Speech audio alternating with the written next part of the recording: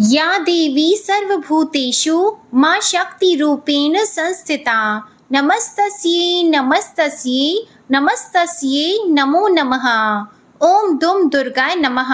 दुर्गा सप्तशती का पहला अध्याय सुनने के लिए आप सभी भक्तजनों का दिल से बहुत बहुत आभार। और नवरात्रि के दूसरे दिन आप सुनने वाले हैं दुर्गा सप्तशती का दूसरा और तीसरा अध्याय। लेकिन इससे पहले आप सुनेंगे दुर्गा सप्तश्लोकी, जिसे सुनने से संपूर्ण दुर्गा सप्तशती का संपूर्ण लाभ आपको प्राप्त हो जाता है। और नवरात्रि के दूसरे दिन माँ ब्रह्मचारिणी जी की पूजा की जाती है। माँ ब्रह्मचारिणी जी की कथा हमारे चैनल पर अपलोडेड है, आप उस कथा को भी जरूर सुनिएगा। आइए अब माँ दुर्गा का ध्यान करके दुर्गा सप्तश्लोकी का पाठ करते हैं। भगवान शिव बोले, हे देवी, तुम भक्तों के लिए सुलभ हो और समस्त कर्मों का विधान करने वाली हो। कलयुग में कामनाओं की सिद्धि हेतु यदि कोई उपाय हो तो उसे अपनी वाणी के द्वारा सम्यक रूप से व्यक्त करो। तब देवी ने कहा, हे देव, आपका मेरे ऊपर बहुत स्नेह है। कलयुग में समस्त कामनाओं को सिद्ध करने वाला जो साधन है वह बतलाऊंगी, सुनो। उसका नाम है अम्बा स्तुति। ओम इस दुर्गा सप्तश्लोकी स्तोत्र मंत्र के नारायण ऋषि हैं, अनुष्टुप छंद हैं, श्री महाकाली, महालक्ष्मी और महासरस्वती देवता हैं। श्री दुर्गा की प्रसन्नता के लिए सप्तश्लोकी दुर्गा पाठ में इसका विनियोग किया जाता है। वे भगवती महामाया देवी ज्ञानियों के भी चित्त को बलपूर्वक खींचकर मोह में डाल देती हैं। हे माँ दुर्गे, आप स्मरण करने पर सब प्राणियों का भय हर लेती हो और स्वस्थ पुरुषों द्वारा चिंतन करने पर उन्हें परम कल्याणमयी बुद्धि प्रदान करती हैं। दुख, दरिद्रता और भय हरने वाली देवी, आपके सिवा दूसरी कौन है जिसका चित्त सबका उपकार करने के लिए सदा ही दयाद्र रहता हो। हे नारायणी, आप सब प्रकार का मंगल प्रदान करने वाली मंगलमयी हो, कल्याणदायिनी शिवा हो, सब पुरुषार्थों को सिद्ध करने वाली शरणागत वत्सला, तीन नेत्रों वाली एवं गौरी हो, आपको नमस्कार है। शरण में आए हुए दीनों और पीड़ितों की रक्षा करने में संलग्न रहने वाली तथा सबकी पीड़ा दूर करने वाली नारायणी देवी, आपको नमस्कार है। सर्वस्वरूपा, सर्वेश्वरी तथा सब प्रकार की शक्तियों से संपन्न दिव्य रूपा दुर्गे देवी, सब भय से हमारी रक्षा करो, आपको नमस्कार है। हे देवी, आप प्रसन्न होने पर सब रोगों को नष्ट कर देती हो और कुपित होने पर मनोवांछित सभी कामनाओं का नाश कर देती हो। जो लोग आपकी शरण में जा चुके हैं उन पर विपत्ति तो आती ही नहीं। आपकी शरण में गए हुए मनुष्य दूसरों को शरण देने वाले हो जाते हैं।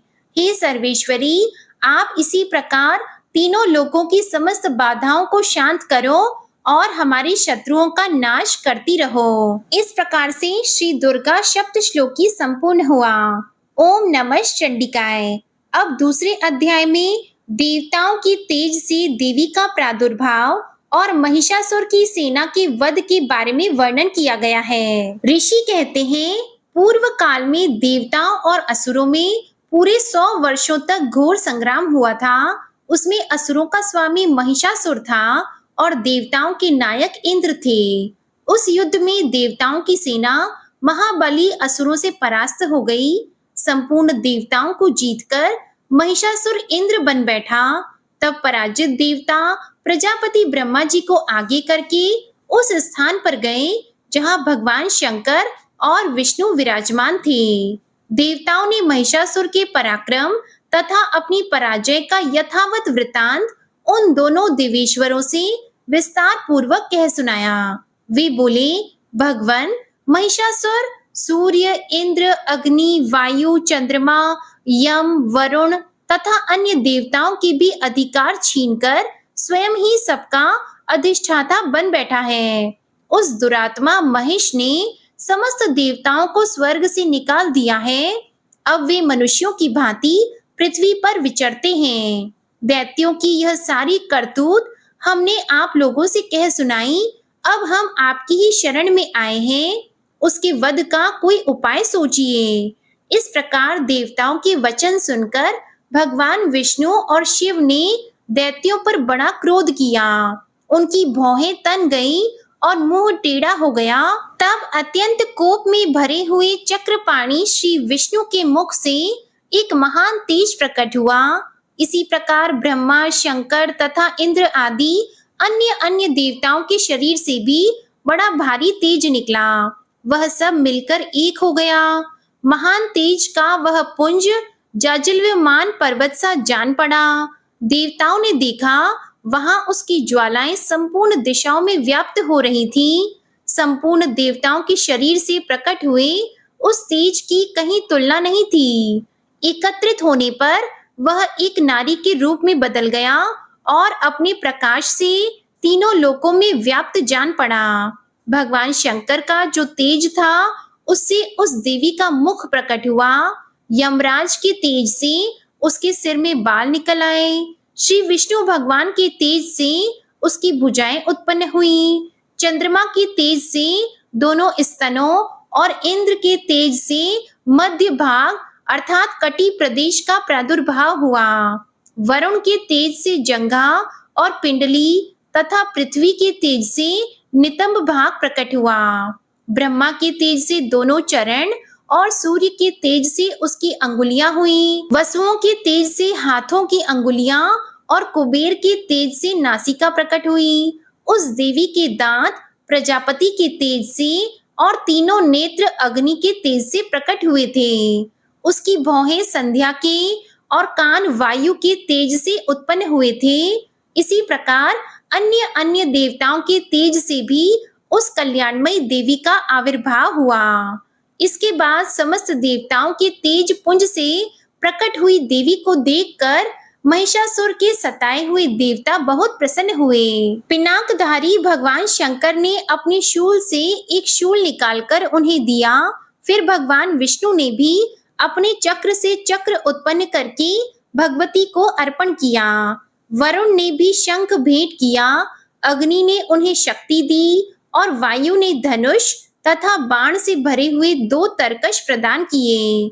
सहस्त्र नेत्रों वाले देवराज इंद्र ने अपने वज्र से वज्र उत्पन्न करके दिया और ऐरावत हाथी से उतारकर एक घंटा भी प्रदान किया। यमराज ने काल दंड से दंड, वरुण ने पाश, प्रजापति ने स्फटिकाश की माला तथा ब्रह्मा जी ने कमंडलू भेंट किया। सूर्य ने देवी के समस्त रोमकूपों में अपनी किरणों का तेज भर दिया। काल ने उन्हें चमकती हुई ढाल और तलवार दी। क्षीर समुद्र ने उज्जवल हार तथा कभी जीर्ण न होने वाले 2 दिव्य वस्त्र भेंट किए। साथ ही उन्होंने दिव्य चूड़ामणि, 2 कुंडल, कड़े, उज्जवल अर्धचंद्र, सब बाहुओं के लिए केयूर, दोनों चरणों के लिए निर्मल नुपुर, गले की सुंदर हंसली और सब अंगुलियों में पहनने के लिए रत्नों की बनी अंगूठियां भी दी। विश्वकर्मा ने उन्हें अत्यंत निर्मल फरसा भेंट किया। साथ ही अनेक प्रकार के अस्त्र और अभेद्य कवच दिए। इनके सिवा मस्तक और वक्ष स्थल पर धारण करने के लिए कभी न कुम्हलाने वाले कमलों की मालाएं दी। जलधि ने उन्हें सुंदर कमल का फूल भेंट किया। हिमालय ने सवारी के लिए सिंह तथा भांति भांति के रत्न समर्पित किए। धनाध्यक्ष कुबेर ने मधु से भरा पान पात्र दिया तथा संपूर्ण नागों के राजा शेष ने, जो इस पृथ्वी को धारण करते हैं, उन्हें बहुमूल्य मणियों से विभूषित नागहार भेंट दिया। इसी प्रकार अन्य देवताओं ने भी आभूषण और अस्त्र शस्त्र देकर देवी का सम्मान किया। इसके बाद उन्होंने बारंबार अट्टहास पूर्वक उच्च स्वर से गर्जना की। उनके भयंकर नाद से संपूर्ण आकाश गूंज उठा। देवी का वह अत्यंत उच्च स्वर से किया हुआ सिंहनाद कहीं समा न सका। आकाश उसके सामने लघु प्रतीत होने लगा। उससे बड़े जोर की प्रतिध्वनि हुई, जिससे संपूर्ण विश्व में हलचल मच गई और समुद्र कांप उठे। पृथ्वी डोलने लगी और समस्त पर्वत हिलने लगे। उस समय देवताओं ने अत्यंत प्रसन्नता के साथ सिंह वाहिनी भवानी से कहा, देवी तुम्हारी जय हो। साथ ही महर्षियों ने भक्ति भाव से विनम्र होकर उनका स्तवन किया। संपूर्ण त्रिलोकी को क्षोभग्रस्त देखकर दैत्यगण अपनी समस्त सेना को कवच आदि से सुसज्जित करके हाथों में हथियार लेकर सहसा उठकर खड़े हो गए। उस समय महिषासुर ने बड़े क्रोध में आकर कहा, ये क्या हो रहा है? फिर वह संपूर्ण असुरों से घिरकर उस सिंहनाद की ओर लक्ष्य करके दौड़ा और आगे पहुंचकर उसने देवी को देखा, जो अपनी प्रभा से तीनों लोकों को प्रकाशित कर रही थी। उनके चरणों के भार से पृथ्वी दबी जा रही थी, माथे के मुकुट से आकाश में रेखा सी खिंच रही थी तथा वे अपने धनुष की टंकार से सातों पातालों को क्षुब्ध किए देती थी। देवी अपनी हजारों भुजाओं से संपूर्ण दिशाओं को आच्छादित करके खड़ी थी। इसके बाद उनके साथ दैत्यों का युद्ध छिड़ गया। नाना प्रकार के अस्त्र शस्त्रों के प्रहार से संपूर्ण दिशाएं उद्भासित होने लगी। चिक्षुर नामक महान असुर महिषासुर का सेना नायक था। वह देवी के साथ युद्ध करने लगा। अन्य दैत्यों की चतुरंगिनी सेना साथ लेकर चामर भी लड़ने लगे। 60,000 रथियों के साथ आकर उदग्न नामक महादैत्य ने लोहा लिया। 1 करोड़ रथियों को साथ लेकर महाहनु नामक दैत्य युद्ध करने लगा, जिसके रोएं तलवार के समान तीखे थे। वह असिलोमा नाम का महादैत्य 5 करोड़ रथी सैनिकों सहित युद्ध में आ डटा। 60 लाख रथियों से घिरा हुआ बाष्कल नामक दैत्य भी उस युद्ध भूमि में लड़ने लगा। परिवारत नामक राक्षस हाथी सवार और घुड़सवारों के अनेक दलों तथा 1 करोड़ रथियों की सेना साथ लेकर युद्ध करने लगा। बिडाल नामक दैत्य 5 अरब रथियों से घिरकर लोहा लेने लगा।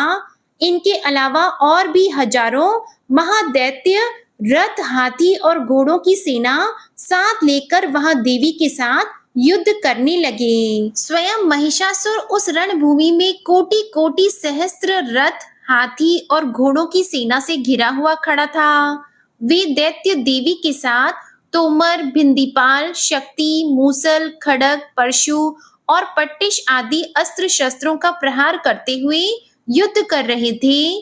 कुछ दैत्यों ने उन पर शक्ति का प्रहार किया, कुछ लोगों ने पाश फेंके तथा कुछ दूसरे दैत्यों ने खड़ग प्रहार करके देवी को मार डालने का उद्योग किया।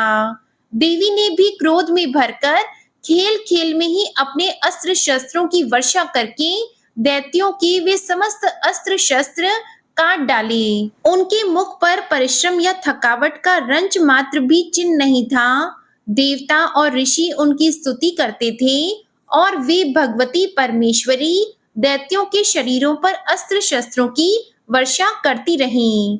देवी का वाहन सिंह भी क्रोध में भरकर गर्दन के बालों को हिलाता हुआ असुरों की सेना में इस प्रकार घूमने लगा, मानो वनों में दावानल फैल रहा हो। रणभूमि में दैत्यों के साथ युद्ध करती हुई अंबिका देवी ने जितने निश्वास छोड़े, वे सभी तत्काल सैकड़ों हजारों गणों के रूप में प्रकट हो गए और परशु, भिंदीपाल, खड़ग तथा पट्टिश आदि अस्त्रों द्वारा असुरों का सामना करने लगे। देवी की शक्ति से बड़े हुए वे गण असुरों का नाश करते हुए नगाड़ा और शंख आदि बजाने लगे। उस संग्राम महोत्सव में कितने ही गण मृदंग बजा रहे थे। तदंतर देवी ने त्रिशूल से, गदा से, शक्ति की वर्षा से और खड़ग आदि से सैकड़ों महादैत्यों का संहार कर डाला। कितनों को घंटे के भयंकर नाद से मूर्छित करके मार गिराया। बहुत से दैत्यों को पाश से बांधकर धरती पर घसीटा। कितने ही दैत्य उनकी तीखी तलवार की मार से 2-2 टुकड़े हो गए। कितने ही गदा की चोट से घायल होकर धरती पर सो गए। कितने ही मूसल की मार से अत्यंत आहत होकर रक्त वमन करने लगे।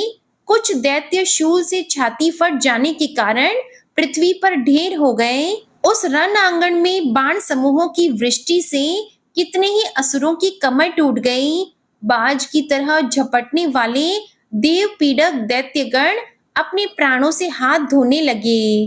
किन्हीं की बाहें छिन्न भिन्न हो गईं, कितनों की गर्दन कट गई, कितने ही दैत्यों के मस्तक कट कट कर गिरने लगे। कुछ लोगों के शरीर मध्य भाग में ही विदीर्ण हो गए। कितने ही महादैत्य जांघें कट जाने से पृथ्वी पर गिर पड़े। कितनों को ही देवी ने एक बाह, एक पैर और एक नेत्र वाले करके दो टुकड़ों में चीर डाला। कितने ही दैत्य मस्तक कट जाने पर भी गिरकर फिर उठ जाते और केवल धड़ के ही रूप में अच्छे अच्छे हथियार हाथ में लेकर देवी के साथ युद्ध करने लगते थे। दूसरे कबंध युद्ध के बाजों की लय पर नाचते थे।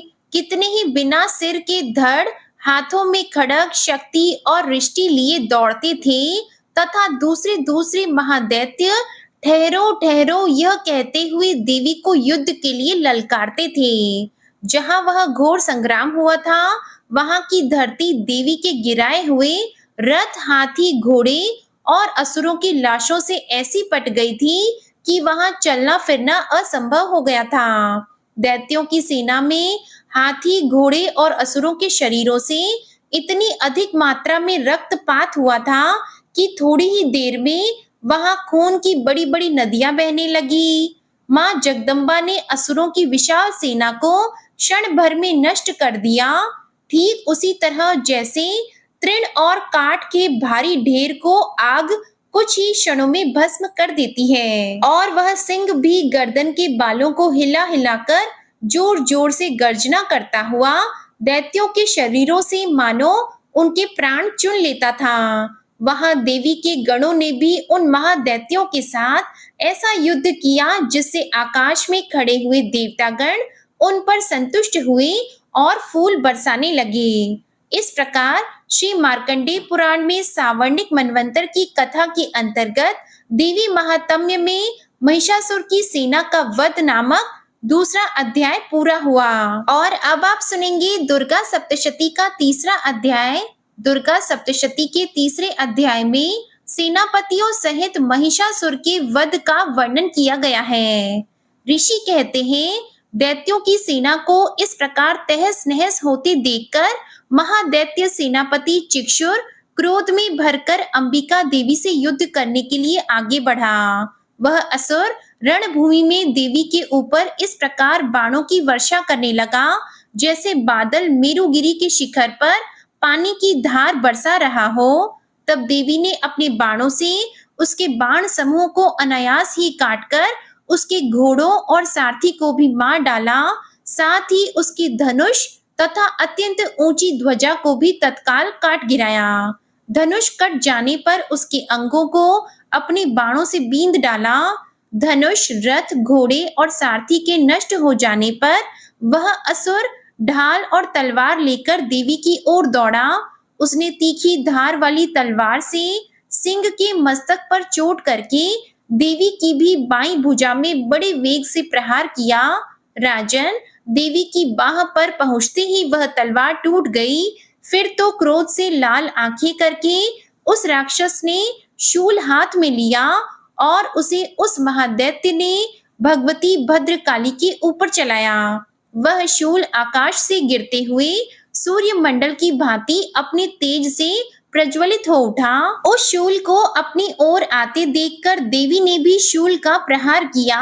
उससे राक्षस के शूल के सैकड़ों टुकड़े हो गए। साथ ही महादैत्य चिक्षुर की भी धज्जियां उड़ गईं। वह प्राणों से हाथ धो बैठा। महिषासुर के सेनापति उस महापराक्रमी चिक्षुर के मारे जाने पर देवताओं को पीड़ा देने वाला चामर हाथी पर चढ़कर आया। उसने भी देवी के ऊपर शक्ति का प्रहार किया, किंतु जगदम्बा ने उसे अपनी हुंकार से ही आहत एवं निष्प्रभ करके तत्काल पृथ्वी पर गिरा दिया। शक्ति टूटकर गिरी हुई देखकर चामर को बड़ा क्रोध हुआ। तब उसने शूल चलाया, किंतु देवी ने उसे भी अपने बाणों के द्वारा काट डाला। इतने में ही देवी का सिंह उछलकर हाथी के मस्तक पर चढ़ बैठा और उस दैत्य के साथ खूब जोर लगाकर बाहु युद्ध करने लगा। वे दोनों लड़ते लड़ते हाथी से पृथ्वी पर आ गए और अत्यंत क्रोध में भरकर एक दूसरे पर बड़े भयंकर प्रहार करते हुए लड़ने लगे। इसके बाद सिंह बड़े वेग से आकाश की ओर उछला और उधर से गिरते समय उसने पंजों की मार से चामर का सिर धड़ से अलग कर दिया। इसी प्रकार उदग्र भी शिला और वृक्ष आदि की मार खाकर रणभूमि में देवी के हाथ से मारा गया तथा कराल भी दांतों, मुक्कों और थप्पड़ों की चोट से धराशायी हो गया। क्रोध में भरी हुई देवी ने गदा की चोट से उद्धत का कचूमर निकाल डाला, भिंदीपाल से वाष्कल को तथा बाणों से ताम्र और अंधक को मौत के घाट उतार दिया। 3 नेत्रों वाली परमेश्वरी ने त्रिशूल से उग्रास्य, उग्रवीर्य तथा महाहनु नामक दैत्यों को मार डाला। तलवार की चोट से विडाल के मस्तक को धड़ से काट गिराया। दुर्धर और दुर्मुख इन दोनों को भी अपने बाणों से यमलोक भेज दिया। इस प्रकार अपनी सेना का संहार होता देखकर महिषासुर ने भैंसे का रूप धारण करके देवी के गणों को त्रास देना आरंभ किया। किन्हीं को थोथून से मारकर, किन्हीं के ऊपर खुरों का प्रहार करके, किन्हीं किन्हीं को पूंछ से चोट पहुंचाकर, कुछ को सींगों से विदीर्ण करके, कुछ गणों को वेग से, किन्हीं को सिंहनाद से, कुछ को चक्कर देकर और कितनों को निःश्वास वायु के झोंके से धराशायी कर दिया। इस प्रकार गणों की सेना को गिराकर वह असुर महादेवी के सिंह को मारने के लिए झपटा।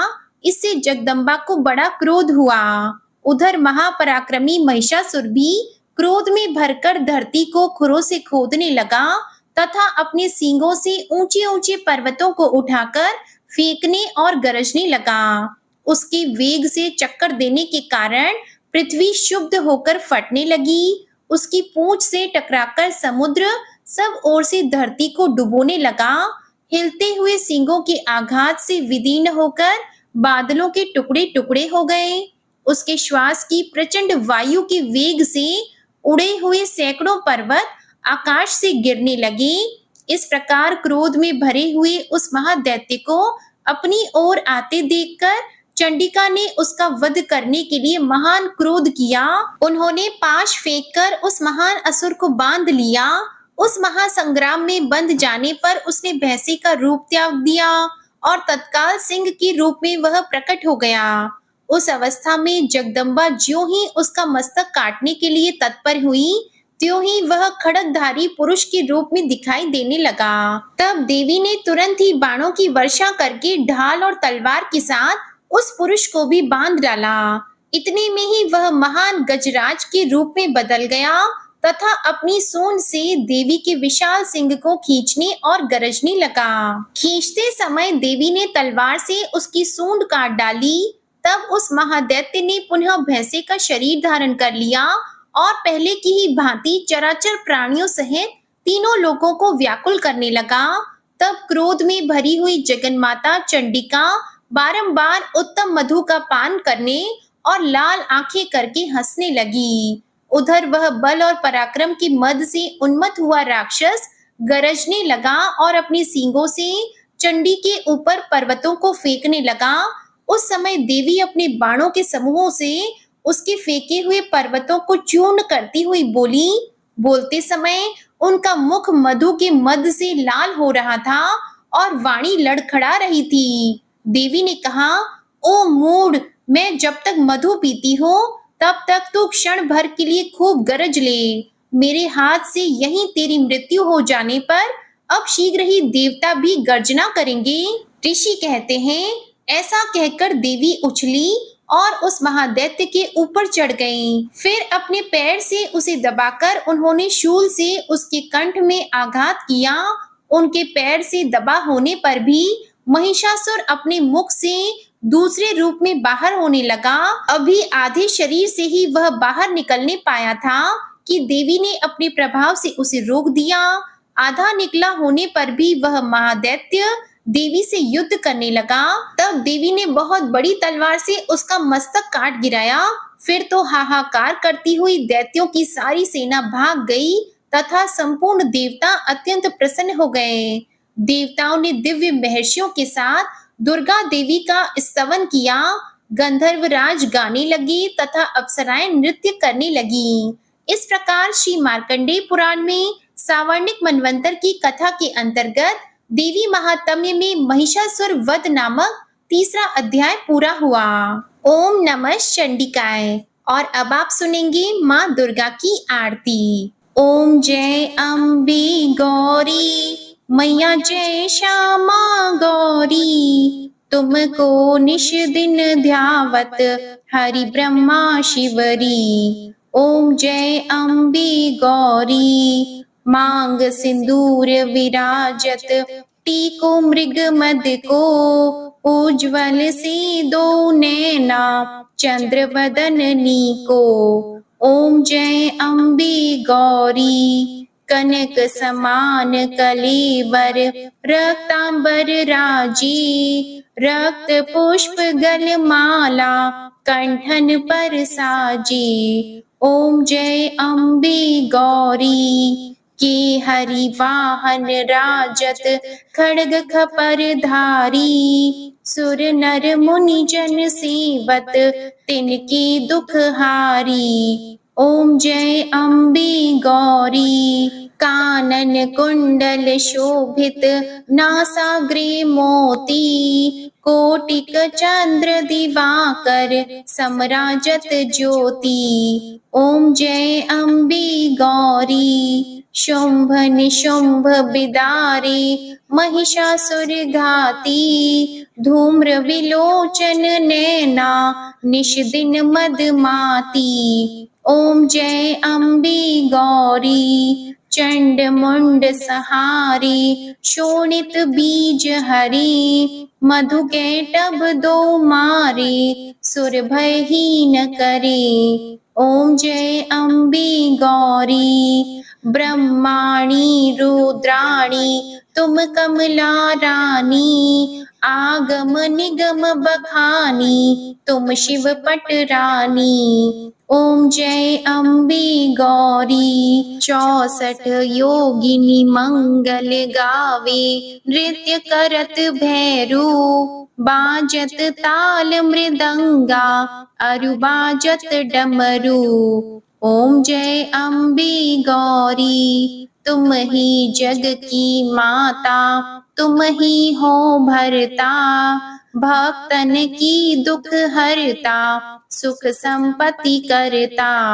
ओम जय अम्बे गौरी भुजाचार अति शोभित, वर मुद्राधारी मन वांछित फल पावत सेवत नर नारी। ओम जय अम्बे गौरी कंचन थाल विराजत, अगर कपूर बाती श्रीमाल की तुम राजत कोटि रतन ज्योति। ओम जय अम्बे गौरी श्री अम्बे जी की आरती जो कोई नर गावे, कहत शिवानंद स्वामी सुख संपत्ति पावे। ओम जय अम्बे गौरी जय अम्बे गौरी मैया जय श्यामा गौरी, मैया जी को निश दिन ध्यावत तुमको निश दिन ध्यावत